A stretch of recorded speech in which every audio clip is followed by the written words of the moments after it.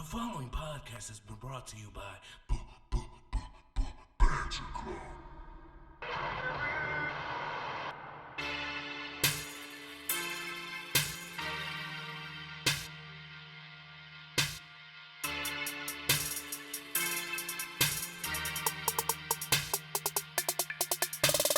Ooh, ladies and gentlemen, boys and girls, children of all ages, Ramblemania show proudly brings to you it is I, one half of the longest reigning tag team champions of the world, the Angel of Death 6XL. Joining me as always, that would be I, your other half of the longest reigning Ramblemania tag team champions of all the times, TJ the Great.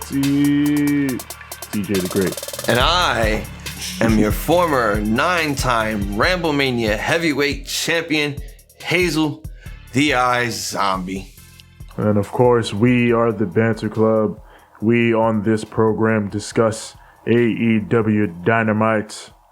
But before we do that, we talk about the news in and out and about the world of pro wrestling. So let's talk about some things that's going down in this damn industry in this evergreen wild news year of 2022. Not a lot going on though this week. Not a ton. The main focus was on AEW Grand Slam, and WWE got some stuff going on, but pretty light on news. Ruby Soho, she broke her nose. So she's undergoing surgery. She was going to an event in the United Kingdom, I think, for October 1st, but she pulled out of it because she has to now get surgery on her broken nose. And I think I don't know if she broke it. I hope she didn't, but Britt busted her nose on this show too. So a string of bad luck with the AEW women and their faces. So I don't know, maybe they should wear masks or something. How dare you wreck those beautiful faces of these AEW women? Hey, so Tab, are you saying Vince McMahon had an idea there? I ain't gonna say all that. I mean, he was protecting the shit out of Carmella's face. We can't ruin this beautiful face, but don't make me do Vince. We can't do that right now, bro. Hey, look, Tatum Paxley from NXT has a mask also. So Tatum Paxley. By the way, I was not the guy holding up the Smoking Skull title belt or the NWO title belt. Please and thank you. Please don't ask me. I was not. Speaking of NXT, you got to update me on what's going on with Ariana Grace and Kiana James's assistant, Hazel. Diablo. Please and thank you. I will let you know what's going on with that. Yeah, it's just them. Yes, them. Just them or just the assistant? Ariana Grace too, because she's crazy fine. But yeah, the assistant too. But yeah, we also got some ratings news. So if you want to pop off with Raw and NXT, Hazel, do your thing. Without further ado, let's get on to the Raw ratings. And, despite it being what it was, I gave it a 3.5 on Monday. The ratings are actually down. For the first time since the July 4th episode, no 2 million rating. And you can't blame the fucking NFL for this shit. I mean, you can. You basically can't, because people are going to watch the NFL more than wrestling. Whether if it's no matter what game is on, people are more interested in football as it is. 1.59 million total viewers, the lowest since July 4th. The episode did a 0.45 rating in the 18 to 49 demographic.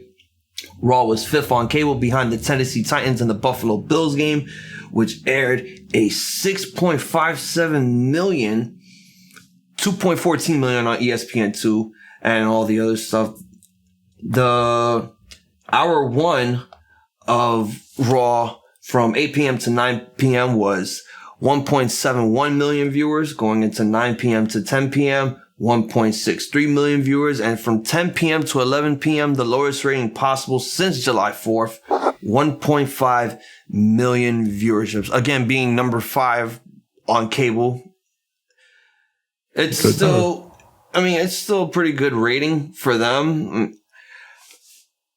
As far as NXT goes, the ratings have been going up, and this one went up since NXT has been rebranded for like the millionth fucking time.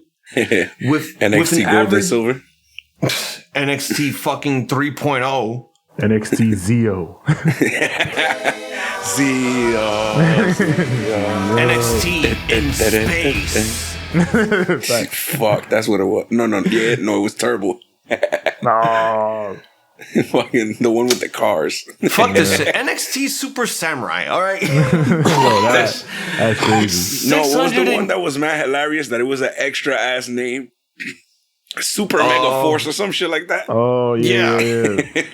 Mega Force fuck? was the one with the Zulu Lander looking ass Red Ranger, right? Yeah, one but then they switched from regular Mega Force to Super Mega. Yeah, Super Mega Force. What kind of fucking... The Super Sentai version of that season is fire. Because you get to transform into like all the Rangers from the past. And they're pirates. Yeah, they're pirates, yeah. That's fucking crazy. I like that. So does that mean they've been committing piracy the whole time, dressing up as other Rangers? Yeah, because I think that's how they got the powers in the first place. They stole them shits. But then, they fucking the Power Ranger, the legendary, not Power Rangers, but Sentai warriors talk to them, and then they become good guys over the course of the show. Our top story: Super Sentai Rangers, copycats. But yeah, 688,000 viewers on the USA Network. The episode, which was taped in advance, was down 5.5% from last week's anniversary edition of NXT 2.0. The 18 to 49 demographic finished 7th on cable with a .15 rating, the same rating as the show drew last week. It's the third week out of the last 4 that NXT has drawn a .15 in the 1849 demographic. But NXT saw a huge increase in the women's 18 to 49 demographic. They were up 57.1% of last week. That was an offset of 27.3. Hey, more women are getting into this shit. I guess since Sexy Boy is now the GM boy. Shawn Michaels. He did always do well with women. I was listening to Dave Meltzer and Brian Alvarez talk about this, and they were talking about how with football back, there could be a slight correlation between like the Tuesday and Wednesday wrestling shows, NXT and Dynamite, having a slight bump in ratings recently because less people are investing in 3 hours of wrestling on Monday, and then instead they're watching football or whatever. Yeah. So, come Tuesday, they're not, worn out from 3 hours of wrestling with Raw. And all right, I'll check out this, or, come Wednesday, I'll check out this. So it leads to a slight bump and a slight increase in ratings for those shows. So it also gives, it also gives SmackDown an increase in its ratings also because they don't do football on Fridays. And, TNA is going to have some competition also since they do football on Thursdays. So I don't know how their ratings are going to look. I mean, I think Impact's audience, since the channel is so small that they're on, I think the people that are going to watch Impact are going to watch Impact. Yeah, regardless. Yeah. So it probably won't hurt them too much. Yeah, I was going to say another thing that's going to basically hit wrestling for a little bit. There's going to be a lot of baseball action going on too. Oh, and basketball starting too. It's almost October. October is time. Yeah, fall season is when there's a lot of big stuff premiering on TV, and that also plays into the wrestling ratings taking a slight little downturn. So now let's talk about Dynamite's rating. Grand Slam edition, it is slightly down. 1.039 million viewers, down 11% from last week, but still one of the highest viewerships of the year. 5th straight week that they've been above 1 million viewers, and number 1 on the cable charts in the 18 to 49 key demographic. I mean, there were a lot of other premieres on TV that night too. I think Masked Singer came on Wednesday and a bunch of other shit like that. So. What's funny? Japan's not gonna get the Queen show till like next fucking month. That's crazy. They're gonna be sitting there like, who's the AEW champion? Probably it doesn't make them too happy because they spent the last 3 weeks building to this show, but they were still number 1 on cable. So it's like, how much can it really hurt? if you're still number one on cable and you're still able to, top the cable charts and have a successful week with your show. Yeah. But it's also interesting adding that year over year. Like, I think this is down from last year's Grand Slam rating. So that, like I said before, one of the trends you look at is year over year. And, since this is lower than last year, it's just something to look at and keep in mind for the future. But nonetheless, funny still how number one on the cable. ratings was going down when the whole entire show was fucking title matches. Yeah, huge moments. That's why I say, like, you would think it'd be a little up since, again, they spent the last 3 weeks building to the show. But I can actually blame it on the cynical fans, the ones who are upset. Blame it on the alcohol. No, on the cynical fans who are like really upset that they didn't get to go see, Omega or the Bucks or Punk or anything like that. So I'm pretty sure there was a few people who were like, but all these guys are gone and there's all this drama going on. So I'm pretty sure that also affects it as well. Yeah. And, the AEW can't do anything about that but to do what they've been doing and just trying to put on good shows. Mm-hmm. So, which they did. With that said, let us talk about this show. Oh, shit. Here we go. Here we go again.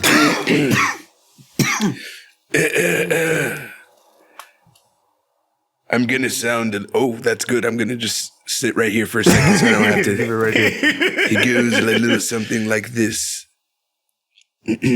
Teach, are you ready? I believe I am ready. No! Hazel, are you ready? I am ready indeed. I said, are you ready? I am ready. I'm ready. Then, for the thousands in attendance, and the millions watching at home. That's you, watching and listening. And for the weirdos yesterday who we scissored,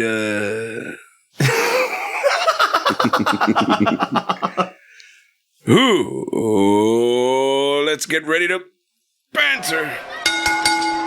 AEW Dynamite Grand Slam from Arthur Ashe Stadium in Queens, New York. Yes, sir. Once again, your boy was in the building, and this time we brought your boy to the building alongside us. Yes. And next year, I'm gonna be there. Right, next year we're all gonna sound like this doing the show. We're gonna drag Twin with us too. Twin is gonna be there. Yeah, Twin was there last year. Twin was on the show with us last year doing it. Yeah.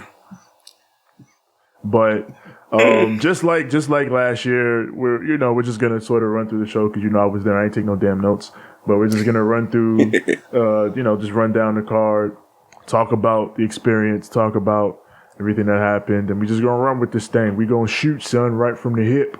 Yes, sir. So, yes, sir. Of course, the show opened up with the Ring of Honor World Championship on the line, which it was nice to be in the building, realizing before we even went live on air, oh shit, they're starting with Ring of Honor because Bobby Cruz came out. They introduced Ian Riccaboni. I was like, I saw Riccaboni before Justin Roberts even introduced him. I was looking down. I was like, is that Ian Riccaboni? Yep. Oh wait, that's Bobby Cruz. Oh shit, we doing Ring of Honor first. Yep. And then Seven said that, and I was like, yo, they're really going with this first though? Yeah. I was like, I thought at first when the show started, we was immediately gonna just jump straight to the world title match. I was like, oh damn, that this is been how weird. we're gonna start this shit. Yeah. That would have been very weird. Yeah. But I guess Tony left it at, we started with the main event last year. We ain't gonna go that crazy this time. But nonetheless, a great match to start out with. Ring of Honor World Championship, Chris Jericho versus Claudio Castagnoli. Judas, every bit is over in year 2 as it was in year 1. Yo, we sang that shit to the top of us. It's crazy. You would think, that now that you've done it, it's like, whatever. But when that song comes on and Jericho comes out and that pyro goes off, You're going. You're doing it. By the way, we got to see Monkey doing a nice little gimmick before we started. Yes, Ortiz was on Dark Elevation, or is it just Dark Elevation? Who do you face? Serpentico. Yep. Yeah, Serpentico. Puerto Rico versus Puerto Rico. Yeah. Serpentico's entrance shit is cool in person. Hell yeah. Streamers and shit, that shit is cool. But yeah, that was cool to see. But yeah, Jericho versus Claudio Castagnoli. like we talked about beforehand. People on the train were calling this bad. I don't know how. This was a very fun match, I thought. That's what the fuck I said. I think Jericho has had a very good, especially second half of the year. I feel like Jericho has done this virtually every time in AEW. Every time Jericho does something that people are like, that wasn't that great. I don't know what's going on with you right now. I feel like he always just bounces back and spends the next couple of months just doing great shit. Yo, he literally shut me up. In basketball when you play and you you ain't gonna make that shot. Mouth. Yeah. Leave him open. He ain't gonna make that splash. Mouth. That's what happened to me. I was like, Jericho goes up for Jericho goes up for a Rana. Cesaro's about to kind of break that up. He's about to powerbomb him. And then he switches back into the Rana. And I was like, I felt like shit because I was like, yo, Jericho ain't gonna do it. He ain't gonna hit that Rana. You better not. 2-0 for that shit. Right there, he hit a Rana. I'm like, God damn. Clean looking Rana too. Hell yeah. Yeah. Man, these boys are working. And they're veterans. They know how to work. But yeah, like I said, I thought this match was really good. Jericho just knows all the beats to hit. He's a master of reading a crowd and working a crowd. People go crazy for the walls. And it works doubly well that people go crazy for the walls because he also knows how to parlay it into, being the heel. And then it builds into heat for the baby face. It starts out oh shit, it's the walls. And then he's able to transfer it to, can he get out of the walls? And Claudio hitting the swing was top tier. Man, I gotta say about Claudio and the damn swing though. 20 plus though. And the counting of the rotations. Yeah. Why, people? I want to know what everyone's thought process is when they count Claudio's swings. Because no one ever does it right. Yeah. I feel like I was doing it right.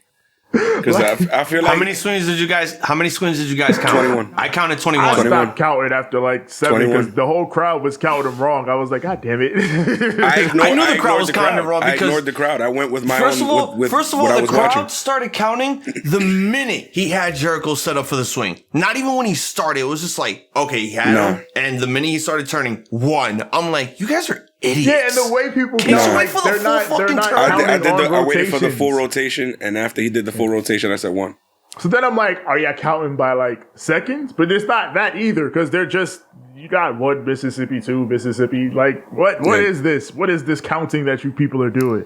Yeah, there was a lot of people just counting ass backwards, and I could tell because they got to the point where they were at 22 or 23, and I'm looking at motherfuckers 21. And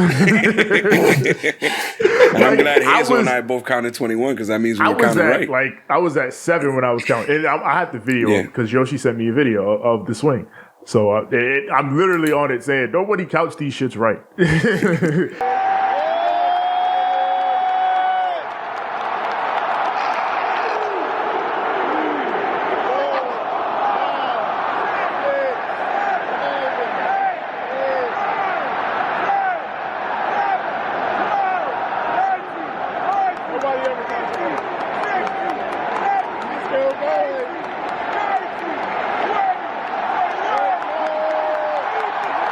It's just funny to me. It happens every time he does the swing. No matter, you can't even blame it on a specific city or anything. Every crowd does it. Big finish of this thing. Jericho, he's going to get Floyd, of course, but Aubrey stops him.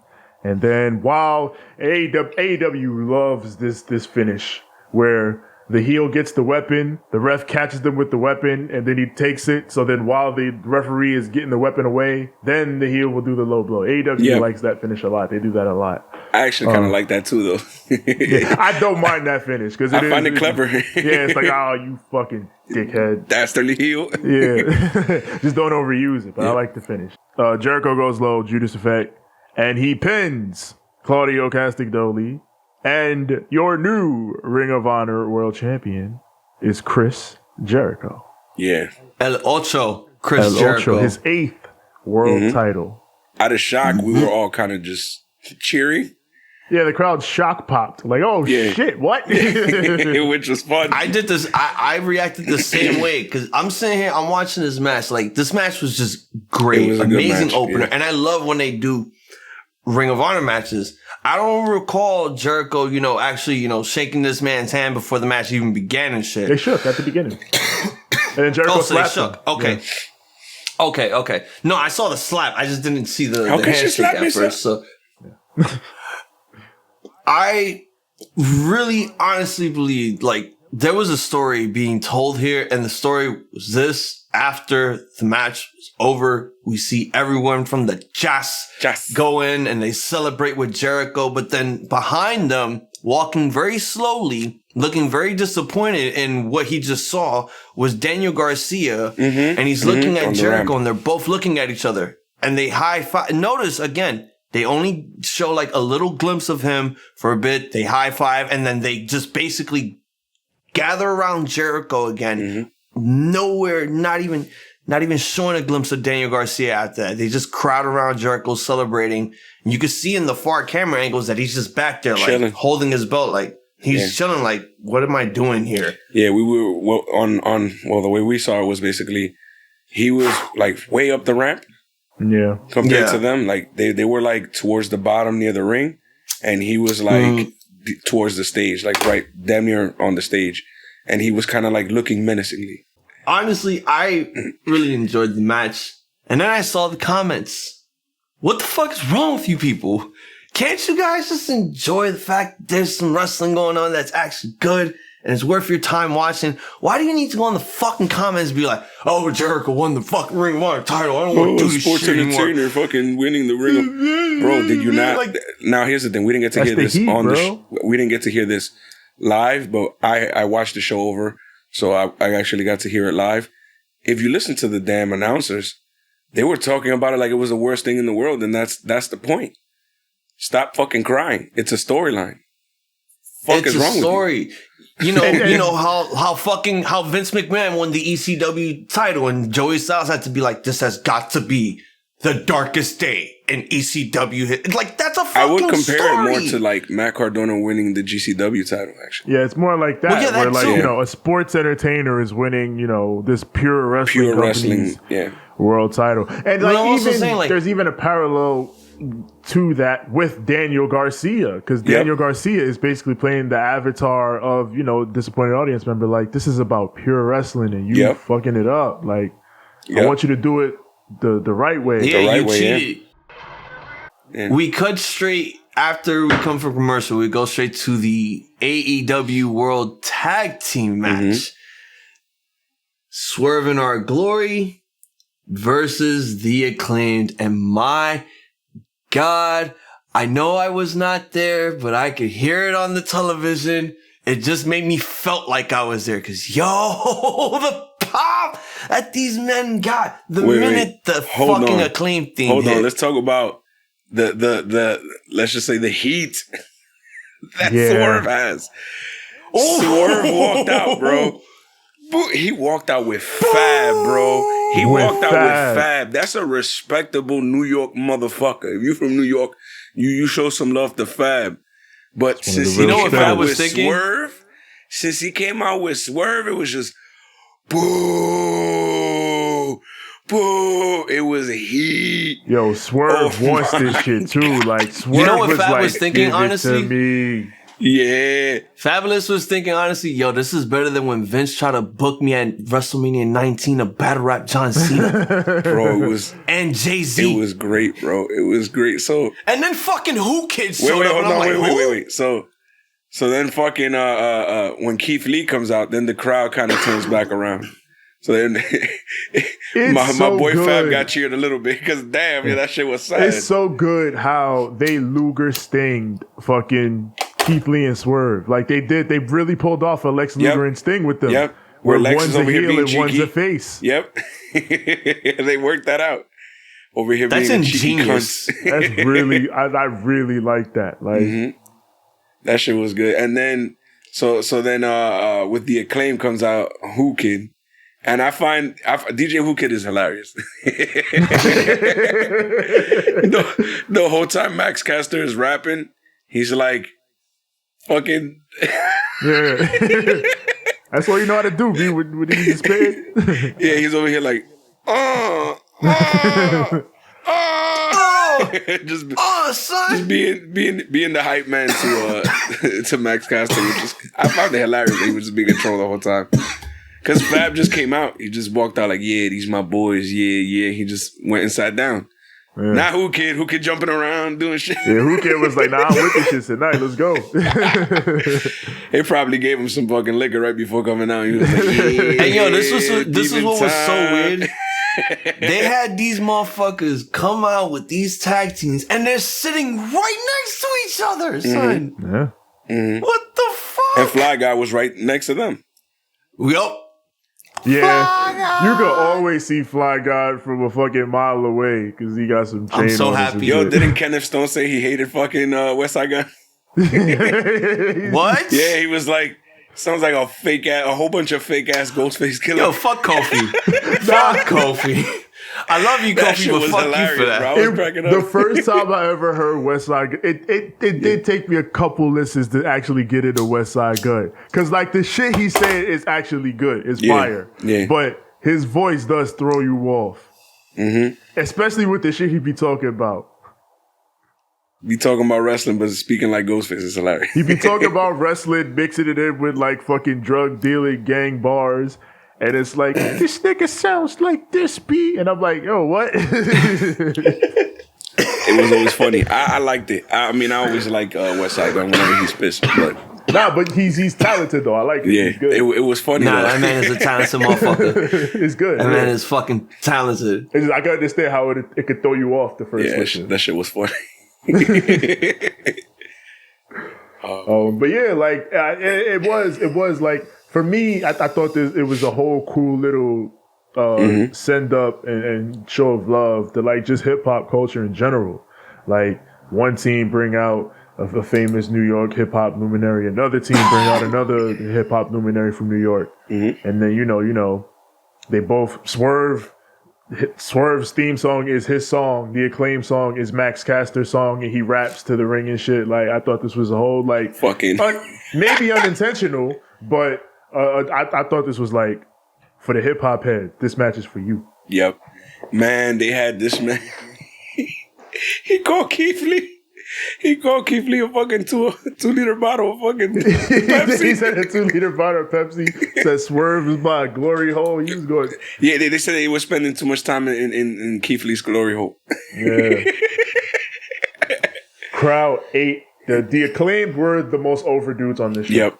We were, the fact that random strangers just came up to me scissoring, Yeah. We scissoring everybody. I just kept seeing dudes go down to every time y'all see a dude go down to a seat, he was wearing a Scissor Me Daddy Ass shirt. Like, yep. A whole bunch of guys came in, right? And they had like other wrestling shirts. And they had gone to the little shop that they set up outside. And they came in, all of them with fucking Scissor Me Daddy Ass shirts. I was trying my hardest to get a Papi Culo chant started. That didn't work. Then I tried a Daddy Culo chant. That didn't work. So I just let it go. Tried. Yeah, but I tried. Yeah. But,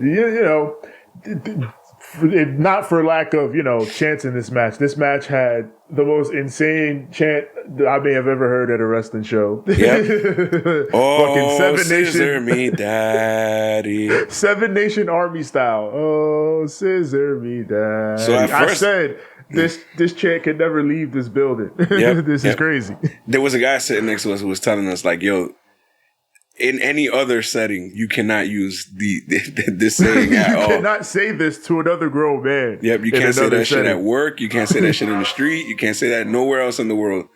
But in a wrestling arena with a whole bunch of wrestling fans, you say, "Scissor me, banter ass!" Exactly. And then everybody goes with it.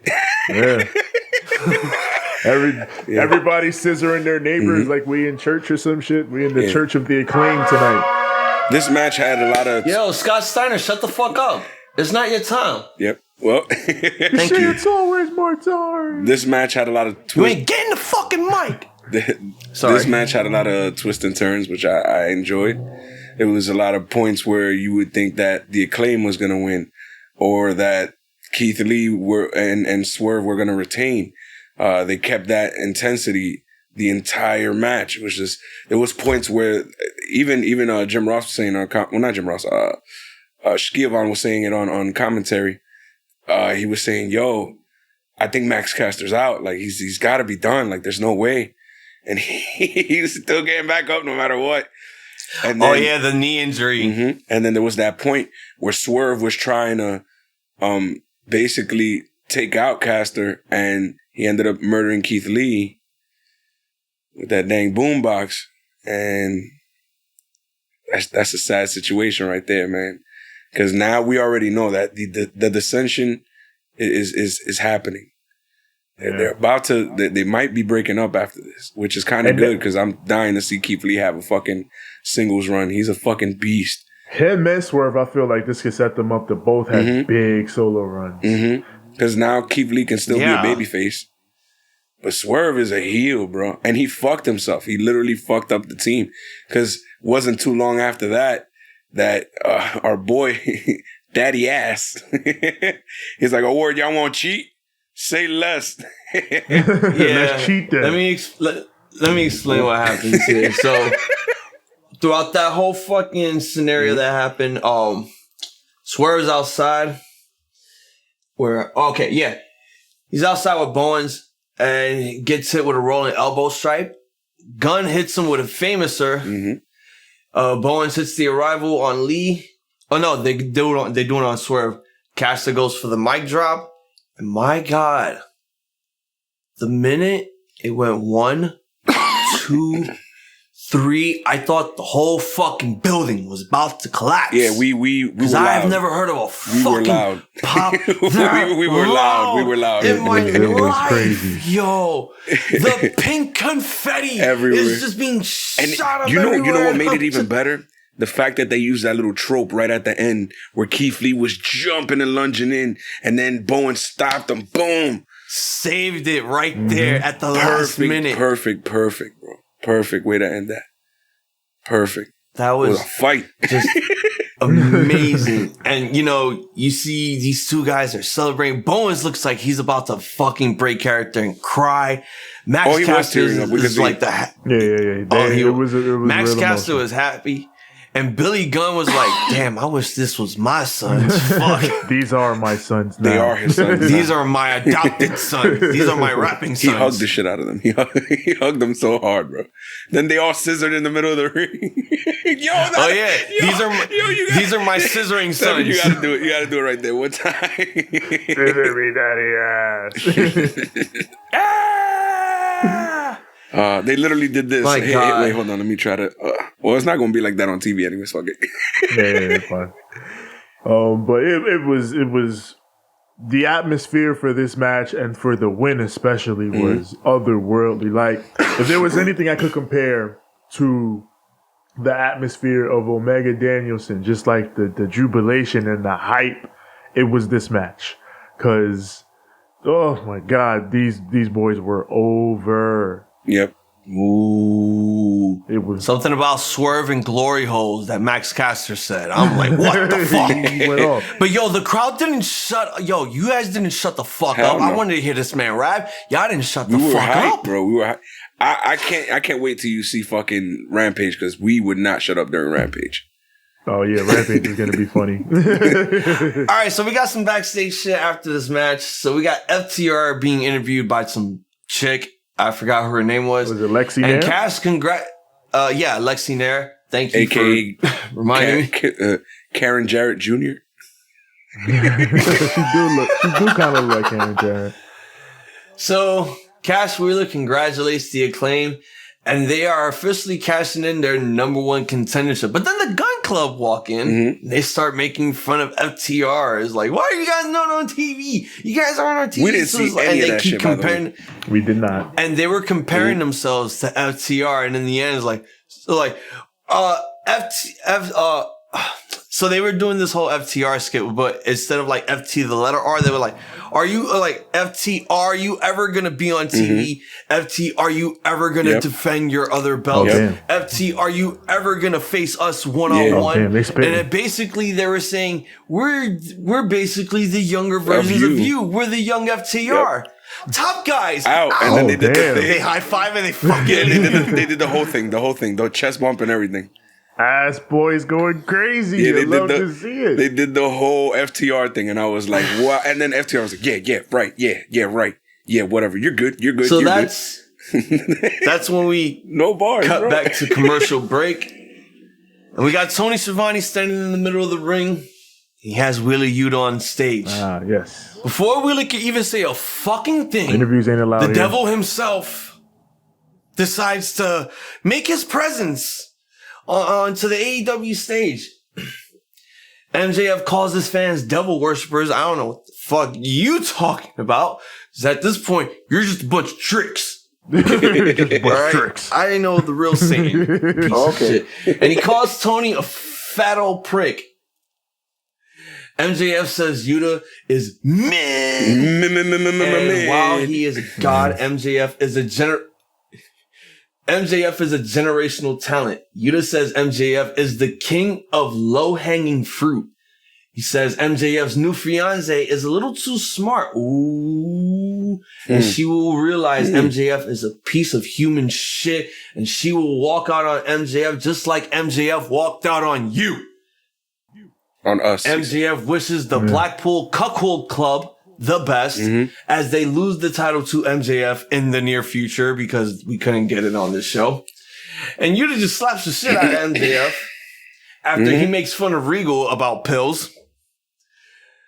MJF then fucking floors Yuta with a he said the pill line. press. He said the pill line and Wheeler Yuta lost his fucking mind. That crossed the line right there. Yep. Yeah. After that, MJF gets up and he automatically, like out of just nowhere, he just takes out Tony Schiavone and he just daintily falls right next to the lighting and he's selling this shit like. Unfortunately, we didn't get to see that from our angle because we were literally right above I saw it. Oh, you saw it? I didn't get to really see it. Yuta tries to. All right, so Yuta tries to come and save Tony Schiavone from the apparent savage beating that MJF was going to give him. But then here comes W. Morrissey choking him with, I don't know, something. Yeah, I didn't know what the fuck we didn't that get was to either. see because they were just like clearing that shit. I don't know if he was holding it like this or something. Like, what the fuck? All I can see from that point is fucking Morrissey fucking barking at security guards. Get the fuck away from me. Yep. So yeah, after Morrissey does his part, chokes out Yuta, he picks him up like on his knees, and then MJF with the diamond ring that he still has that nobody even mentions for no apparent reason. We apparently get a backstage interview from earlier today from Tony Schiavone interviewing Jade Cargill. Jade with her typical line, Tony, cut the shit. Yeah, so she was like, I'm the baddest bitch here. I'm the host champion. And here come Diamante. Is like, so you the bad bitch, huh?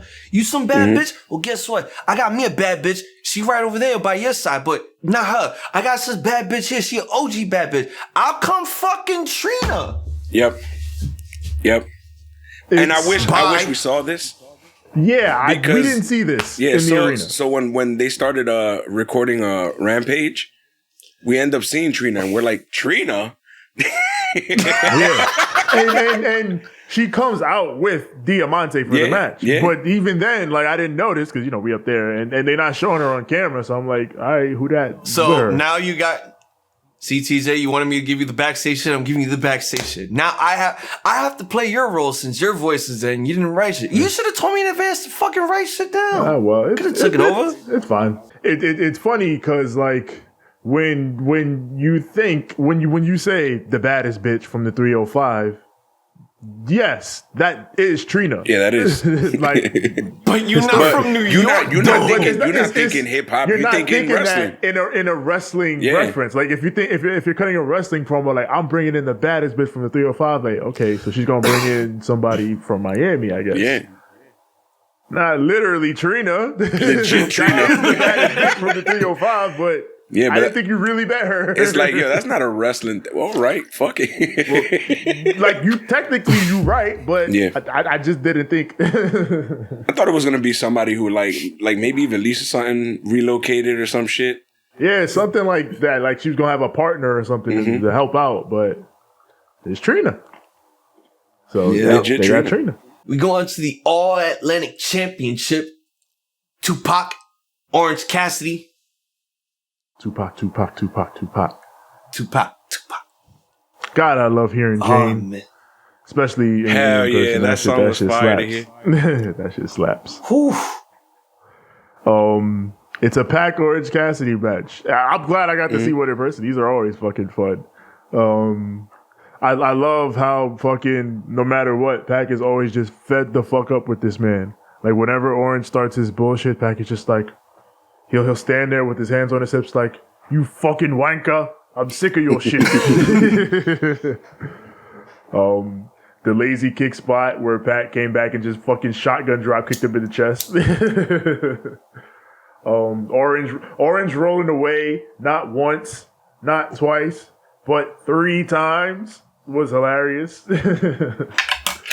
This shit was a good time. And then I felt like they were just doing the old playbook from their last encounter. Yeah, I felt like they were just playing off a lot of the spots that they had in their last couple matches. And then they had it with it kind of feels like they're setting up a thing where like Orange Cassidy is like not necessarily his weakness, but he throws Pac off in a way that other people just don't seem to throw him off. And like this time he had to cheat to beat him. And he got heat for it too. Crowd was booing at the end. They were icy toward the bastard. But yeah, I had fun with this damn thing. Yeah, it was funny. It's Orange Cassidy. It's never not funny when it's Orange Cassidy. It's Orange Cassidy. He's always good he's gonna make you laugh, and then like you're gonna go like 10 minutes and you're gonna be like, this is actually a really good fucking match. This is going hard. He's always good for that. And then you got the bastard. And the bastard goes along with all the bullshit. Yo, that DDT, man. That folded him. Those DDT cells were insane. Dude, he was just spiking his own fucking head. Yeah. Like, bro, there was this one point where like he just spiked his head and then just attempted a bridge. I'm like, what the fuck? Folded into a bridge. I was like, bro, what? They mentioned that on commentary too. They were talking about how like they've seen people take all sorts of bumps, but they've never seen anybody fold like that. It's just crazy. It's like you're not supposed to fold like that, son. Shit. Yeah, I'm still wondering how the hell do you do that bump safely? That's crazy. Yeah, so basically Cassidy hits Stun Dog Millionaire Suicide Dive, diving DDT, kip up, tornado DDT. Pac kicks out of 2 and catches Cassidy and hits him overhead throw. Cassidy with a roll up 2 count. Cassidy hits the Orange Punk's cover. Pac gets the ropes at 2. And, basically it ended off, he beats Cassidy with the ringing bell hammer behind the ref. His back goes for the cover. He still retains there. I really enjoyed this match. Like when I watched their first match, before everything went to shit and there was no fucking fans. Nah. Their first match was pretty fucking fun, and I said to myself, Orange Cassidy is going to be a huge star in this company. Just let him do what he needs to do. He'll be fine. He knows how to connect with that crowd, and that crowd knows how to connect with someone like Cassidy. Pac is another one. Like, he could bring big impact moves, all the Lucha Libre stuff into the mix. And I really enjoyed their first encounter that they had in Revolution, which I think it was. Yeah, it was Revolution. 2020, yeah. Yes, it was around that time. I enjoyed that match. And when I reviewed it, I'm like, yeah, this match was probably my match of the night. Indeed, I think I gave it a fucking go. And you know, when I told you TJ earlier, they were pulling off pages from their old match at Revolution here, and I'm like, oh shit, they did that, they did that in 2020. You're doing this again? Cool. We haven't seen it in a while, so it's good to relive this shit. And I like that. It's good to have a little nostalgia for certain purposes like this. And for once, it's now starting to make the All-Atlantic Championship not feel lost in the shuffle now. It's now the belt could go somewhere. It could lead to something. It's being defended in America now. It was already being defended. It's just now being defended in America. He defended it on Dynamite. Yes, he's now defending it on Yeah, because he's been defending that shit all around the world. In every indie possible. Yeah, I understand that was the purpose because they wanted to start that angle with Kip Sabian. That's why he was in Europe with Pac when he was defending the title there. I get that. But it was also the same time like, this is America. Our president was once black and our Lambo was once blue. You should be defending the title here too. All right? Hey, I am. Get the fuck up out of here with this bullshit about you defending this in the UK. Shout out to Kip Sabian. Shout out to Penelope Ford. Well, all right, let's get on the bus and let's head on down to jail because the next match is the 4-way for the AEW Interim Women's Championship. So yeah, I simped heavy for Toni Storm. I simped. This is the match of the fastest and Serena Deeb. Oh god, the professor. Oh god, you put some respect on a professor. I mean, she also says that she has a very nice posterior, so I'm going to leave that alone.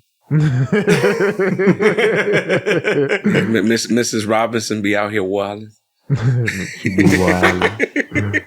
Wilding. Yo, I took a great video of her entrance. That was dope. I had fun with. I mean, this whole match was fucking insane because everybody was just fighting everybody. It was nuts.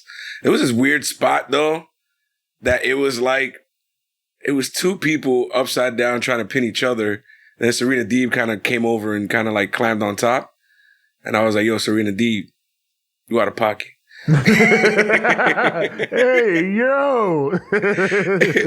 that pin predicament was sus. Yo. Hey, yo.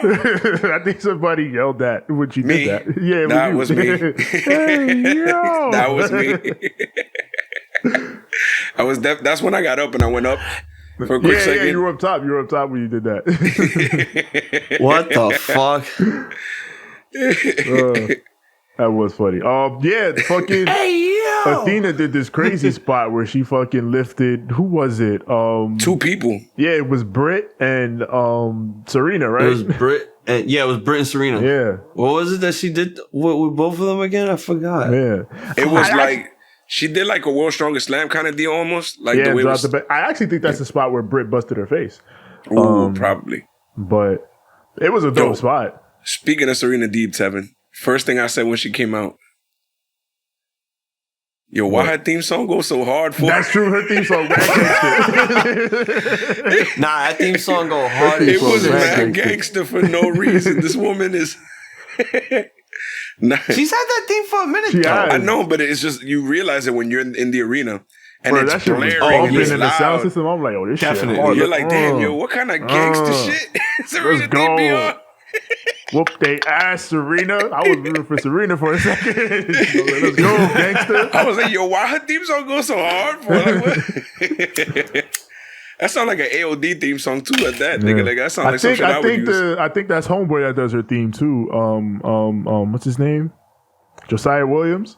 Oh, it is. Yeah, I believe so. That's crazy. I believe so. Yeah, the dude that did Sean Spears' theme. He got a few 1, 2. He did Cameron Grimes' theme too, right? Yeah.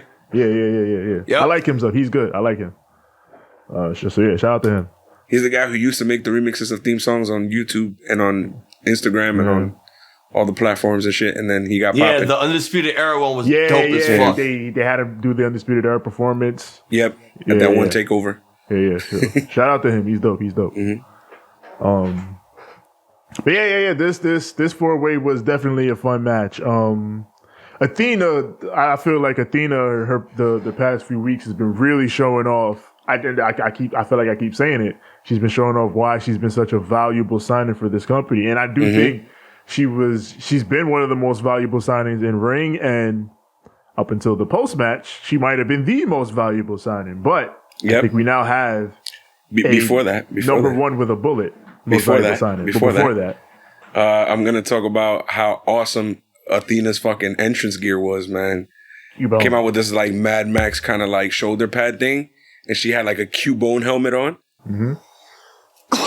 And it's funny because Excalibur mentions it on commentary. He's like, looks like she's channeling Cubone there.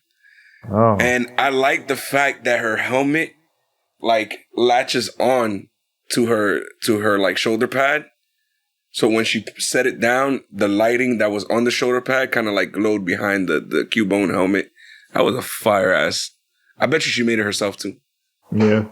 She probably did. Yeah, Athena's attires are dope. But yeah. Are we going to talk about the elephant in the room now? Yes. We're going to talk about this. Before you say anything, I got to say the line. Tevin?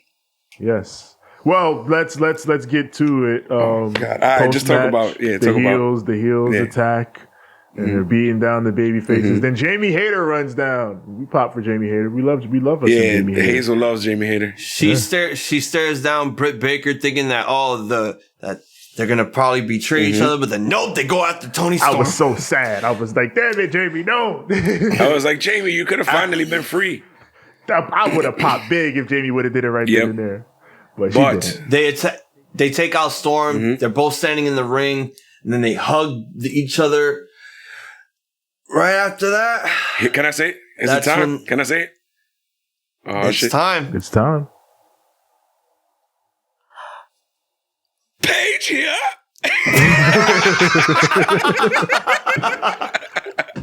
You could have said SARAYA here. Nah. No, we came up with a new one. It's SARAYA. Just in case I can't even fucking. Just in case you never know. I can't do it. My throat is all fucked up. Just know in the same vein as it's Serena. SARAYA Knight is now all elite, making her official AEW debut in Queens. No physical assaults. The heels, they roll out. And, SARAYA just keeps yelling, yeah, this is my house. This is my fucking house. This is my house. That was their thing. So, yeah. Although a huge crowd reaction indeed. Yeah. It was Daddy Ass's house last night. Yes. That a huge crowd reaction. For sure. Oh, yeah, it was their house tonight for sure. After that match, we get a video package with Darby Allin. Apparently, he has an apartment in New York City. I saw the beginning of that. Yep, that was hilarious. Talk about that real quick, and then because I'm gonna double back to SARAYA real quick. But talk about Darby. This whole package makes no fucking sense to me. My nigga, you leave your apartment, you carry a body bag with you, you get on a bus, you get on a fucking train. All of a sudden, you walk at least to different areas, and then you're getting on this cab with the body bag. And then you tell the cab driver, I'm going to a funeral. Arthur Ashe. And that's it. This promo made no sense. You want to know what a real cab driver would have said? I would have called the fucking Uber. Nah. The real cab driver, the yellow cab, would have looked at him and said, buddy, you cannot bring that in here, buddy. You gotta leave that outside. I'm not going to let you do that bullshit over here. No. You think I'm stupid? Where the fuck you think I'm from? Get the fuck out of my car, friend. For fuck's sake, you're fucking crazy. Get out of here. You can take that shit to the subway. I don't care. Nobody gonna say shit in the subway. But for fuck's sake. My man, it was just this whole thing. This whole thing was so stupid. Like, you could have taken one form of transportation. That was the fucking subway. You did not need to go through all of this shit to fucking get on a cab and tell the cabbie to take you to a funeral that's going to be in Arthur Ashe. Didn't he have a car? What? He had a car. He drove it. He got out, took the body bag with him, got on a subway, rode that shit. I don't know where. This is how true it is on a subway. Nobody gonna question you if you have a body bag. Oh yeah, nobody. Yeah. My nigga, if you see something, say something. Nobody gonna say shit. People mind their business. Nobody gonna say shit. Mind your fucking business and just look down the whole time. So yeah. My man's gets off the fucking train, gets in the fucking cab. I'm like, yo, you out your fucking mind. Mm-hmm. This is not how niggas be in New York. No, they don't do this. Yeah, that's different. That's the train would have been it. That would have been Midwest shit. That's a Midwest shit, Darby. You take the fucking subway. You feel me? You take the 7. You go straight to Arthur Ashe. You walk the little boardwalk and you drag his ass in there. That's it. Man, you good. The funny thing is, they didn't even show like the apartment that he was in, but they showed like areas of the apartment. That was the most grittiest thing there. It's like, what, you were trying to show like parts of the city at night to show how gritty it is? It was like fucking quiet as usual. You could have filmed someone robbing someone there. That would have been the grittiest thing to be putting on AEW. You should have just recorded it in the Heights with all the zombies walking around. But no, I'm assuming they were in fucking... I'm going to assume this possibly they were in fucking Park Slope filming that whole thing. It looks like somewhere in no Midtown fucking way. Or some shit. Some shit like that. That whole shit looked like Brooklyn, son. I'm not gonna... It looked like Brooklyn. It was too quiet. It was definitely not... That's what I mean. It was definitely not somewhere crazy. I'm telling you, they should have... if they would have done... They should have hit me up. I would have gave them a nice little spot to fucking record. And you know what I'm saying? And I would have just been like, yo, dog, I'm just going to tell you right quick.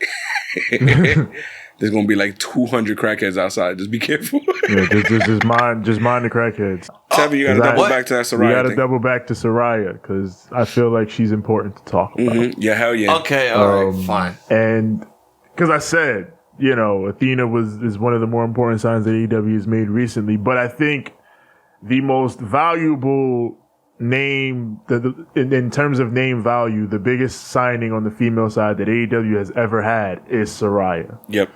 I don't think there's any question. Former fucking, you know, women's champion in WWE, one of the more important figures of their whole women's revolution stuff. Her takeover matches were really what got them started toward, you know, taking women's wrestling seriously there in WWE. Yep. They made a fucking movie about her. Yep. With actually quite a famous movie star now, Florence Pugh. She played her. Yep. AKA what's her name now? Hawkeye. Hawkeye's nemesis. Yeah. She's is she Yelena. A Black Widow? What is she? Yelena. Yeah, Yelena. But I'm saying, like, what is she? She a Black Widow? I forgot what the fuck they're gonna do with her now because she's supposed to be in Thunderbolts, I think. Yeah. But. Oh, okay. Yeah. She was originally one of Yeah, she was Paige. Yeah. Now she's in the MCU. Yeah. But yeah, Paige, SARAYA is a big get for AEW. I don't know what the situation is with her and her neck health. And her health and everything. Because like you said, Hazel, there was no physicality here. Yeah. But I think even if she's gonna be, because I feel like as a manager, she wasn't bad. She was good. Yeah. But here's the thing, though. She's even said, like, on her Twitch and all that stuff, like, doctor said that she was cleared to compete. The problem was WWE was not going to take the liability of clearing her so that she can get back in. Hey, a cat. That's crazy. Why would she do this?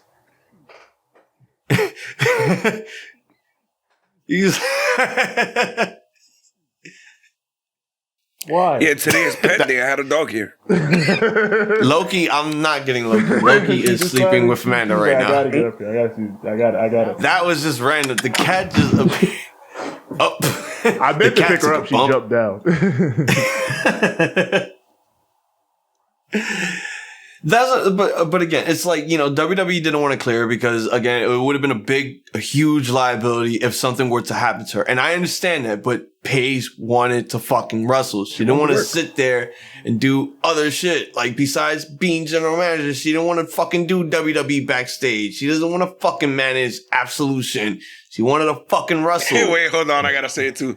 Absolution. Charlotte, what are you doing? But yeah, like it with like her with the health situation, there are a bunch of examples that she herself has talked about in recent years.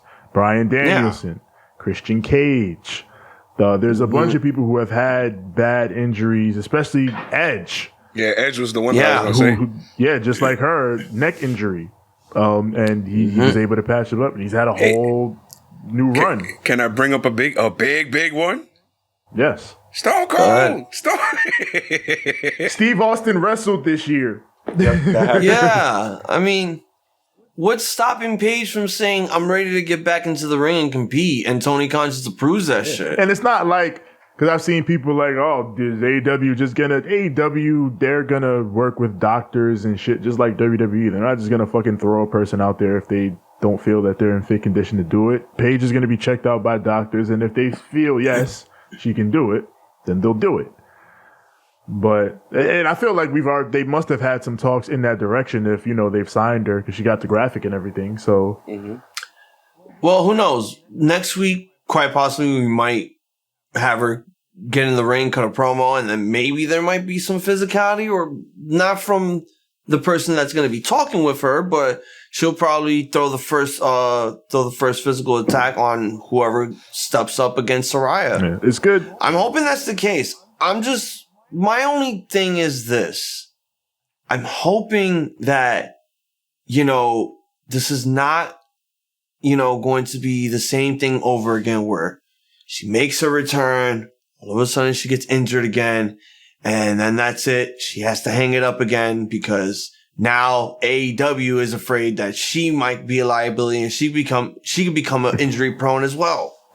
Well, that's why hopefully, they because I feel like there is use for her because she was good in the GM role, she was good in the managerial role. Like, I think there's things she can do even if you don't want to have her as an in-ring talent. I think there's value that she adds to the company. But regardless. I think after hearing that ovation, I think a lot of people in AEW are just wanting to see her wrestle instead of doing anything else. Oh, sure, yeah, I think, absolutely. And if she can, I'm sure that's definitely the first place people are going to want to see her back in that ring. So. We're going to see. We're going to see what's going to happen. It looks like there's been enough talk. Yes. It's time for the main event. For the vacant AEW World Championship Grand Slam Finals. Jon Moxley of the Blackpool Combat Club versus Bryan Danielson of the Blackpool Combat Club. Versus Gang. Gang versus 6. Yep. And you know what's crazy? We even picked the opposite guy. So Tevin picked Deeb, obviously, and I obviously picked Mox. Who did I... Oh, damn, I forgot who I picked. No, fuck. I went with Danielson. I went with Danielson. I went with my heart on this. Cause me too. Danielson's my guy. But I said going in, there's no bad choice in this match. Yeah. Like, you put it on Danielson, that's good. You put it on Mox, that's good. Like, although there was people complaining already. Well, they go and complain, but hey, for me, we all win regardless of the match result here. Why is Mox getting another shot at the title? Why is Mox getting another shot at the title? Oh my god. Because he's John fucking Moxley. That's exactly. why I deal with it. But yeah, the only thing I would have been mad at, the only ending I would have been mad at was MJF cashing in the chip. I didn't want that. And it didn't happen. So I was Speaking of MJF. Yes. I don't think we really needed to see that much of him, guys. Oh, we didn't notice that. This is the main event for the world title. What the fuck? Why did we have to... I counted this shit. We had to watch MJF many various cuts. Even when it was in the hard cam, you could still see him. So I still count that. I counted at least 12. Many times that we had to look at MJF throughout the entire match. I'm like, I didn't need that. And I don't think anyone else that was watching. Yeah, you're pointing at it. You're literally pointing at TJ. You're pointing up at the fucking company. You're pointing at the network for this. I don't think we really needed all those goddamn camera cuts. I don't think it was the network that directed him. I will say though, because I did see a hard cam shot. I was looking back, and yeah, you can see in the hard cam shot, and there's a specific camera shot at ringside where you can see like Danielson and Moxley in the ring, and then you see MJF in the background standing there with the chip. And I'm thinking like, well, if you want to drive home the point that MJF is there, you already can with just with the hard cam shot because he's there. Like, and I feel like it's weird that AEW did this so much because it's like AEW usually is pretty decent at employing the storytelling idiom of show, don't tell. Mm-hmm. Yeah. Meaning, and they focus on the crowd too when they need to. They don't just go onto them like every fucking 30 seconds. Yeah, like, all right. You show them once or show them in the background. Oh, hey, MJF is there. They typically trust you, the viewer, to be like, oh, MJF is watching. And then you stick to that and they ain't got to show him 50 times. But in this match, they elected to show him 50 times. And that's crazy to me. I don't know why they did that. It was nauseating. I was like, I'm really trying to enjoy this match. And every now and then, like, I'm trying to see a good move take place. They fucking go right back into Max. So I'm like, yes, I get it. The man is there holding on to his chip. I get it. Cool. But do we really need all these fucking cuts just showing him? I understand that he's basically like, the main character in this whole fucking angle that they're going to be going for in the near future. The minute he cashes in that shit. Because at this point, he's just a spectator. Mm-hmm. But we did not need the camera cuts of him spectating a goddamn match. Yeah, it did seem excessive to do that, especially when there were, like I just talked about, other ways around it. And especially because this is a fucking great match, man. These two went out and these two were trading chops at one point. Mm-hmm. I swear to God, Danielson fired off a chop that sounded like a gunshot. I was like, Jesus Christ, what the fuck? It was like... That shit was loud. It kind of sounded... You see like when somebody's popping bubble gum on their teeth? Like if you take a mic to that, that's what it sounded like. Yeah. I just pop. I was like, oh. And like obviously the ring is mic'd and shit, so the impact... The bumps and everything, the impact you can hear around the arena, but like this was just, you ain't need no mic for that. The mic just made it sound crazy. Nobody knows that. Only we do. Nobody knows the secret. Sounded like a huge pop. Did I give away the trade secret? They mic the ring in wrestling. All right. Everyone knows the stunt granny shit, but no one knows the mic under the ring. They actually mic the ring in boxing too. But that's how I know it's fake. Just a bunch of tricks. So, what did I tell you, Jimmy? It's all a bunch of tricks. But yeah, these two went out and beat the shit out of each other, man. Wilding for the respect. Yeah, I be using the shit out of my lines. That top prize.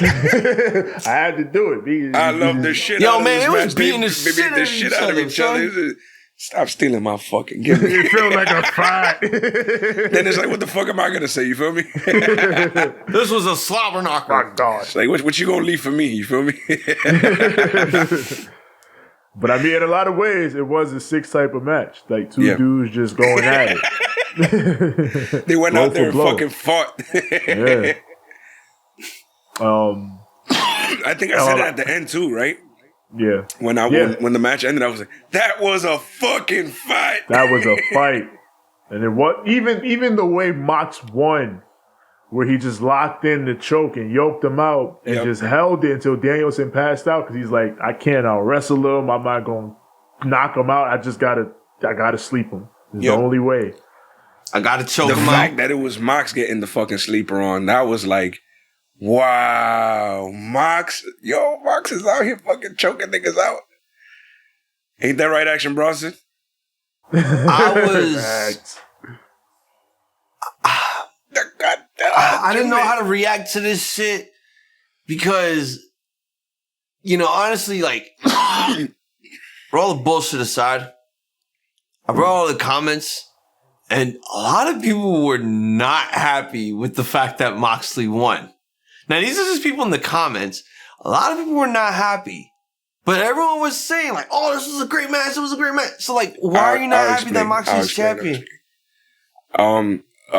Vocal minority, I would say, of AEW fans are upset that they keep giving a shot to Mox. And I keep explaining to motherfuckers, pay attention to the fucking storyline. Why do you want them to force a title belt on Danielson when it doesn't go with the story? You feel me? They're telling a story. Just fucking let them tell the story. It seems to be that Mox keeps getting that belt back. You feel me? The original story was for Punk to have a quick little run. But I feel like regardless, because of him having an injury, they were going to end up rewriting to this situation anyways. So I love the fact that Mox is the type of wrestler where, you know, even if he gets a little cold or you kind of, you know, drop him a little bit, he just always grabs the mic and picks you right back up. And that's something that people need to see. Then they need to chill. Like, he's one of those guys that he's a very, very helping hand. Of course, Bryan Danielson could do shit like that. You feel me? But it makes more sense in the story that they're trying to build here with Jon Moxley. Just let it rock, see where it goes, and enjoy wrestling. I don't understand why people keep trying to force storylines to happen. You feel me? It's frustrating. Yeah. It's frustrating. It was so weird watching this match. Mm-hmm. It was so weird watching this match also because I'm like, these niggas are really hitting each other, but they're not bleeding. Like, what the fuck? What's Hazel, going what on the here? fuck? Yeah, camera way out of focus. Sorry. I was like, Hazel, what happened? It got a bit violent there. And I'm like, these guys are really hitting each other. How are they not busted open from all these shots that they're doing? They're like, hard. I believe they call that strong style. Yes. It was made popular in Japan. Also, in the UK, they have British strong style. Yes. You don't know about that. I think about it in two ways. Like, for one, like, I went for Danielson and I talked myself into thinking, Danielson should do it. But the whole time, in my heart of hearts, I knew the choice for the storyline and everything is Mox. Yep. Because, like, for one, if you look at everything since All Out, look at what happened with, you know, you lose Punk and the Bucks and Kenny. You're going through all this public turmoil that is now made public within the company. And who's the guy that goes out on TV when he's supposed to be on vacation, cuts a monster promo, and sets himself up as the heart and soul of the whole fucking promotion? It was Jon Moxley. He said it. He said, I am the heart and soul of AEW. Yep. So, of course, you put the title on that guy. Yep. Because if you have a guy on the other end of the aisle in MJF that is talking about how he wants to stick it to AEW and how he wants to take the title and take it to WWE in 2024, do you not see the money and fucking heart and soul of AEW versus the devil who is trying to ruin AEW from within? The man with more salt in his body than the Dead Sea. Yeah, like the story makes sense. Like, and then you can make something work with MJF and Danielson if you so chose. Of course you could, but they've already set up Moxley as the guy for this with him and MJF having the promo the night after All Out and everything like that. So Mox was the clear choice here, and again, in and out of kayfabe, it feels like Jon Moxley really is the backbone and the heart and soul of AEW. Yes. Like, we go to a pandemic. Every time somebody drops the ball, who picks it up? Jon Moxley. And then he fucking runs with it and scores a touchdown every single time. Like, how do you not look at this guy and be like, well, bottom of the ninth, 2 strikes. I need a hit. I know you can give me a hit. You always give me a hit. Go do your thing. And what does Mox do? He gives you a hit. You can't deny that. So, I mean, if you're mad that Mox is fantastic at his job, I'm sorry, but he is. I'm just gonna say it like this for my New Yorkers. This man is the Mariano Rivera of AEW. Absolutely. End of the night, who goes out there and fucking, well, back in the day, not anymore. But back in the day, we used to go out there and finish that shit. Who was the main event?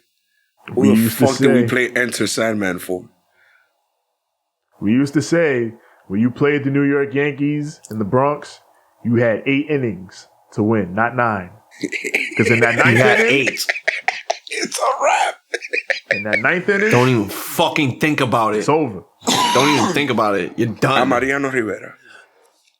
I look at this match, honestly, as just, it was without a doubt, this match was just a straight up fucking fight. Mm-hmm. The violence was turned up a bit. Everything was stiff, hard hitting. I love the fact that these two guys know each other so well, and I love how they're fucking really protecting Danielson here. Yeah, he doesn't get pinned, doesn't even submit. He just like passes out from fucking chokehold. Just like my hero.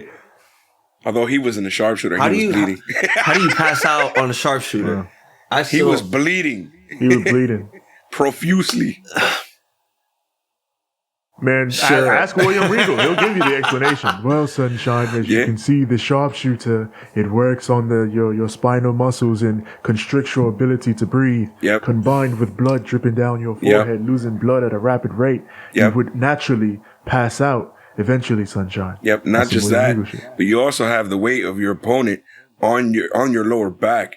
So that weight would put pressure and weight onto your weight, which is your chest. And if you can't contract and expand those fucking lungs, where the fuck are you breathing from? Man. Come on, Hazel. Come on, nigga. You used to wrestle, bro. What the fuck are you talking about? You know what's going on. You get mad at Huge celebration from Moxley. Nigga, you used to wrestle. You know fucking psychology, goddammit. Oh, goddamn. I'm starting to turn to Steve Austin. Goddamn, son. You sorry, don't kill son your of voice. A bitch. What? All right, so after the match, Moxley wins. He gets a huge celebration. Cameras, like, immediately, right after the bell rings, the cameras are fucking off. Like, they gotta go. Like, we gotta get out of here. See you. Good night. Okay, so that was the end. There was the end for me. But apparently, what happened was, I get, like, at least 10 seconds extra of Regal in the ring, and Danielson putting the belt on Moxley. Yep. That's when my shit said, thank you for watching the stream. That was it. No more footage. Yeah, that was basically it for the show. And then afterward, Mox just cut a quick promo. He was talking about, he basically said, this championship isn't how I define myself. It doesn't define who I am as a man. What defines me as a man is being a good man, being a good father, being a good husband, being someone that people can look up to and someone that represents this company with pride and honor. And, again, this championship doesn't represent me, or this championship doesn't define me, but I define this championship, which is a fire line. Yep. Yes, it was. And, when he said that shit, bro, I felt that shit. The reason why, like, he's been on this fucking journey, on this path, is to show that, like, it's all about me right now. Like, if you think about it, look at all the shit he's overcome. Look at where he's come. Look at every time that somebody fucks up who has to clean it up and who ends up cleaning it up even better than what could have been written. So, I mean, it's like, this man is the absolute. He should be called the cleaner. He, at this point, like, I don't understand how anyone could deny Jon Moxley, man. Died? He is on the run of a lifetime right now. No, I'm watching the main event right now. They were announcing Jon. There was a green sign that went up that said Jon sucks. Wow. No, that says Mox sucks. I'm like, oh, wow. Damn. That's why there was some salty ass motherfuckers on the train talking shit. Salty motherfuckers. Mox is making AEW history. He is the first ever 3-time AEW World Champion, an interim champion, making him now a 4-time World Champion in his entire wrestling career. Yep. A huge accolade there. They're really putting their faith in Moxley, and I'm really believing that, Moxley could possibly be the poster boy of this company if that's the case. But that's the thing. That's what people ain't realizing. He's been the poster boy of the fucking company. He's been. Since the first title reign, he's been. That's what people need to fucking... The people who haven't been watching the whole time. That is true. No, you're right. Who haven't been seeing this shit the whole time. They don't get it. But I was there there was no fucking crowd. Fucking 3 people in the crowd. Only the people who worked there in the crowd. And I seen this man. He was off red. Like, yeah, Mox is literally a day one AEW guy. Like, well, he wasn't at the press conference, but the first pay-per-view, he showed up at the end. Like, Mox has been there from jump. And he's been working on top from jump. Like, if you don't feel like he should be in this spot, you ain't been paying attention. I don't know. If you don't... I agree. Like, I was going to say... If you don't love the wild respect thing, the fact that he's putting in a lot of hard work and effort to, be a part of this company and make this company great for what it is and make it even greater going into the future, then I don't know what the fuck you're watching. Because Moxley is making a killing right now in AEW, and to whoever the people who are like to write in the comments, oh, he never should have won the belt from a WWE guy. You need to shut the fuck up. Go look at your bed and just go to sleep. All right? Nobody got time to be fucking reading your goddamn comments about how calling you Mox hate CZW guy at this point is crazy. Like, the shit he's done since he left, like, how can you... whatever. And when I get... Like, Dean Ambrose feels like a fucking different dimension a lifetime ago. Like, they're not even the same dude. Like, like, bro, that guy is dead. He's never coming back. They erased to me that character. AEW erased that character to me. Like, and because I liked Dean Ambrose, but like, yo, Mox, forget Mox it. is different.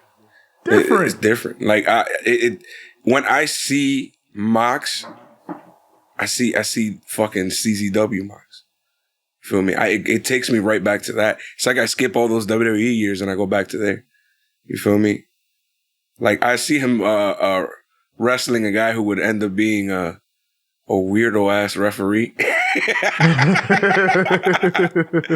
Tevin, you know exactly what I'm talking about? Yeah, goddamn Drake. Yeah, he's about to wrestle Nick Gage coming up, I believe, in November. Title versus career. I wonder how that goes now since he's fucking AEW champion again. Because is Tony going to let him lose? Because that's title versus career. Yeah.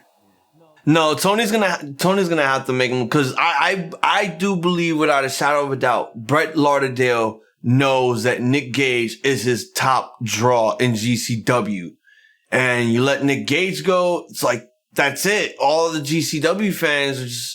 Well, he ain't gonna fire Nikki. He just gonna retire. No. That's what I don't think he wants him to retire. I don't even think Nick wants to retire either. I think he wants to still keep going, but or they can flip this, right, and make it a situation where almost like a loser leaves town kind of deal, where Mox can't come back to GCW, basically. Yeah. Well, they already have the match set up where it's John. Nick Gage is putting his career on the line to take the GCW title from John. So those are the huge odds right there. Like, yeah, it could probably be that time if Nick Gage decides that he wants to retire. Maybe it will be that time for him. I mean, well, last few years that Gage has had, it would be an earned retirement. So if he wants to ride off I in the agree. sunset, I would definitely agree. That. If he does lose, if he does, I don't know what the fuck they gonna do because Mox ain't fucking retiring anytime soon. No, Mox is on the run of his life. Yeah, ain't no way. Golly. Oh no! If Mox loses, he loses the belt. Nick Gage gets to keep his job. Here's a quick little tidbit. You see a security guard that's always in every brawl, everything that when John Moxley comes out, he's right next to him. Bald dude, beard, tan guy. The bald African American dude? I don't know if he's black or Spanish, but he looks somewhere in between. Yeah, I know. That guy. Him, right? Yeah. We saw him. We saw him. Just walking around. He walked right next to us. Yeah, he walked right past us. And every time I think about it, ain't that homeboy? Yeah. Every time I think about it, I'm like, damn, Ted, we should have fucking... Yeah. I didn't even notice you had said it. And then I turned around, I was like, oh, yeah. I was like, oh, yeah, that is him. And he was just, he looked just like on TV too. To cap off everything with the show, I thought with this show, in contrast to last year, I thought last year was like a big show, a big showcase of AEW's biggest and brightest, all the big stars they had acquired, all the top of the tops that they had to put on for their first big New York show, their first ever 20,000 seat, show. It was big last year. And I feel like this year it was big as well, but in a different way. I feel like this year they really put a strong focus on like AEW homegrowns and young up and coming talent. Like the Acclaimed were the big stars of the night. Mm-hmm. You had John Moxley, we talked about a day one guy winning the title in the main event. You had a good women's four-way with a big debut. Like it felt like, sort of, because I feel like a lot of people have been talking about AEW and their identity in the last few months. And I feel like what we came to know as their identity early on was just the fact that they do have so much rising young talent and they have so much variety spread out amongst the show. And I feel like this show was a great example of that. You know what I just remembered? It just blipped into my head. John Moxley did a fucking curb stomp. He did a curb stomp. Yeah. Shout out to the boy. You feel me? Like shout out to his man, the Joker, baby. Shout out to the homie Tyler Black. My son, his Asian roots popped out right quick. Tyler Brock. Tyler Black. But yeah, the Joker, baby. He used this shit. Joker, baby. But yeah, it was cool, and Danielson kicked out. But I thought it was a really great show, a great experience. I said it last year, I'll say it this year. If you're on the fence about AEW, go to a show, see how you feel after that. That shit was nuts, bro. That shit was nuts. I might have to go to the Boston show. Are we doing Rampage though? Like, are we doing that on Saturday? Are we gonna talk Rampage? Let me know how you feel. That shit was We can fire, do Rampage. bro. We can do Rampage. Can Saturday. I watch it? Yes, because you watch it. You Hazel, watch it, and then you pop up with us and we talk Rampage. Yes. You down? Okay. You down, Hazel? But here's the thing. I am down. Here's the thing.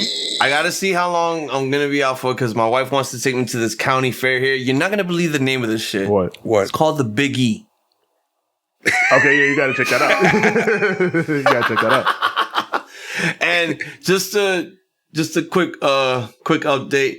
So you guys, Johnny Autism has been telling us that he's been wanting to meet Kevin Nash for a while. He finally got to meet him. He sent me a picture of him too sweet to him with his WWE title, and he did say he was actually very nice to him. He's cool. They say Big Kev is a cool dude. Yeah. Yeah. When I met him, he was like mad. We talked like regular people. Mm-hmm. It was the weirdest thing. I never talked like when you talk to wrestlers. Usually they kind of like Me and Kevin Nash talked for like a good 15. More than that, like maybe like a good minute and a half. Like we spoke for a good minute. Yeah, but I guess I say one more thing about Grand Slam and the experience and everything. In terms, the one complaint that I had last year that we talked about was they were not prepared for the wrestling fans. They were prepared this time. They were prepared for the wrestling fans this year. Thumbs up. Yeah. Yep. I told Hazel how they had like all the express trains and everything. And when we got there, there were was the best people part. directing us. That was incredible. Once we because last year, me and Yoshi walked to the train station and we had to be stuck on the platform waiting for the train to come. There was only one train coming every 20 minutes or so. The trains weren't going to Manhattan. It wasn't a fucking post-game subway schedule. They weren't prepared. But this time, they had a post-game subway schedule. They had trains ready in the station to head straight into Manhattan. Super express. Exactly. Yeah. Especially if you're going to have trains going express, because I heard that last year there were no express trains running at all. Nope. People were switching to other trains. So yeah, when you're telling me that you have to fucking wait for a train every 20 minutes, that's literally like almost waiting in the subway station at 4 a.m. for a train to actually show up. Like, that's fucking way nuts. Easier this year. It's nuts. And everything is local? No, fuck out of here, bro. It was so nice. Like we literally we walked up the little boardwalk. We go inside the train station. Yo, express here, da-da-da-da. Go this way, go this way, go this way, go this way. We didn't have to think. They literally told us where to go. Yeah. And then we went upstairs. Train was there. We sat down. It went off. We hopped on the other train. Home. That was literally the whole commute. Yeah, and the fact, I'm glad that we took the one train because I was not walking today. Yeah. I hope you know that. We worked I hope you know that. I was looking at y'all like, nigga, I'm not. Did you stay on the one train throughout the whole ride, or did you have to transfer? Well, I mean, like, we took the 7 going local. We took it straight. Oh, that's what I meant. Like, okay, yeah, so I was not gonna switch. I was not gonna, nigga. Man. Here's what it is, bro. I'd rather just get to the Heights and then walk than to fucking be switching in the Heights, knowing that I'm like right there. Yeah, you feel me? Because then that's how we I have look to at wait it. for. Once I'm in the Heights, I could do whatever. I'm good. Yeah, like that's it. Yeah, same here. Once I'm in the Heights, it's like I don't need to take the A. I got the one right there. That's why I was like, you know what? We get out at the 1, and then I'll have to walk a little more than if we were taking the A, but I'm here already. You feel me? Like I just wanted to get home. Oh yeah, it was like by the time we got home, it was like 350, 340. Yeah, it wasn't even bad. Yeah. And like in terms of the merch and everything, they had little merch stand set up. They had the area outside. A whole merch store. Last year, all the outside spots outside the arena were closed.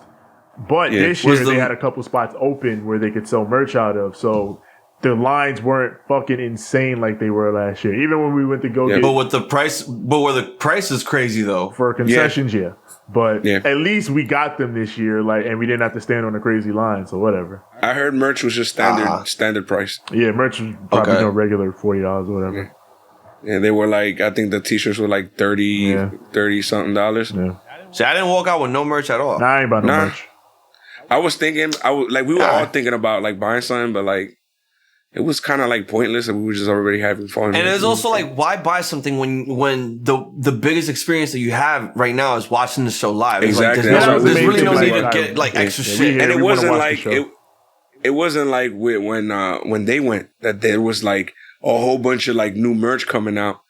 They had one shirt, and it was the new Acclaimed shirt that says, "Oh, Scissor Me Daddy" or something. Yeah, that was the one I was telling you about. That's the limited one that they only have for New York. That's the only shirt that was like different, and it was like, I don't really need that. So get it now. I don't want niggas looking at me with a fucking pink Scissor Me Daddy shirt. Yeah, like I ain't never wearing that outside of here. So it's like, it's like I'm not gonna wear it to anything that's not wrestling related. I fucked with the Acclaim, but I ain't gonna wear that. Yeah, nah, I'm not walking. If around. I see a nigga outside with that shirt, I'm just gonna be like, bro, I live in New York, sus. And you're a tip, bro. We live in New York. We had this discussion, like you can't do this outside of a wrestling environment. So yeah.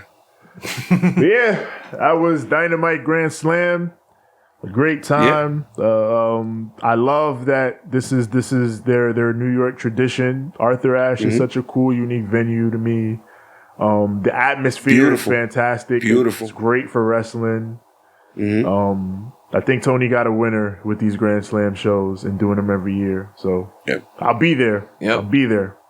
Next year that too. ceiling looks incredible when it's daytime. Yeah. And the light is coming in and everything is kind of glowing. Oh, that looks gorgeous. It's like being outdoors but being indoors at the same time. Yeah. And I bet you if it wasn't going to rain, they would have fucking cracked that bitch open a little bit. Yeah, one day, see if you can, 1 year, see if the weather cooperates, see if you can get an open roof. Yep. But it was, like you said, man, it's a comfortable spot. The only thing I could say is, I mean, you can't do it anymore because the stadium's built, but I would put maybe 4 more inches so that my dick ain't on nobody's head. We do a little bit of renovation. It was so fucked up because homie in front was the nicest motherfucker in the world. The entire time he's talking to me and shit, I'm having a good time, I'm laughing. And he would look up to talk to me, and I'm like, man, this man's face is up in my crotch. I feel so bad. Yeah, I was literally like, and then my ankles, like today, they're fried because I basically had to like put them out like this in order to, because it was either I'm spread like that, and then I'm not on anybody physically, or my knees are actually on your fucking head, which is I'd rather I'd rather just lean forward a little bit and not be in the nigga's crotch than have fucking knees in my head no matter what. Like, that's horrible. So I just kind of like thought, I was thinking for the person in front of me, Yeah. Eventually I went all the way up top and I got bored. I just kept walking around too. It's just because not bored, what do you call it? Like uncomfortable. Like the seating situation after a while. It's like, fuck, man, like, let me just move. That's why you was telling me, like, everyone was basically getting up throughout most of the show. Everybody, I feel like everybody in our section got up. Yeah. At least once. Gentlemen, let's bring it home. All right, Tej. Yes. It's been enough talk. Let them know where to find us. Indeed. You already know where to find us. Find us on Instagram at Ramblemania Show and at Banter Club Podcast. Find us on Twitter at Ramblemania. Facebook.com/Ramblemania Show. Also find our group there, Ramblemania Show's Banter Club, where we and the other wrestlers, podcasters, and everybody we associate with plus all that goings on and all that's going down. As far as audio goes, wherever audio is found, that's Apple Podcasts, Google Podcasts, Spotify, Stitcher, Anchor, TuneIn, Overcast. Everywhere your podcasts are found, search Ramblemania Show or Banter Club. As far as visuals, we are on Spotify Video. We are on YouTube, search Ramblemania Show or Banter Club. And when you get here, like the videos, click subscribe, and click the bell so that when a new content drops, we'll go straight to you. Twitch.tv/Ramblemania Show as well. As far as me personally, find me on Instagram at TJ the Great 1. That's TJ the GR, the number 8, the number 1. And find me on Twitter at TJ the Great. That's TJ the GR, the number 8. It's as simple as that. TJ. Oh, fuck. Yeah. TJ Hold on. the Great. Thank you. Let me get into it. TJ the Great. TJ the Great. TJ That took a lot of fucking strength, bro. Yeah. I told you. We ain't got to do it. You didn't have to do it, nigga. I'm the only one here with a normal voice. Yeah, Hazel Rock. You can find me on Instagram at the number 6, the letter X, letter L. That is at 6XL. You can find me on Twitter at SIIXX. Ain't I great? That is at SIIXX. You're all ready. And you can find me on Instagram at iZombies, IZOMBIIESZ.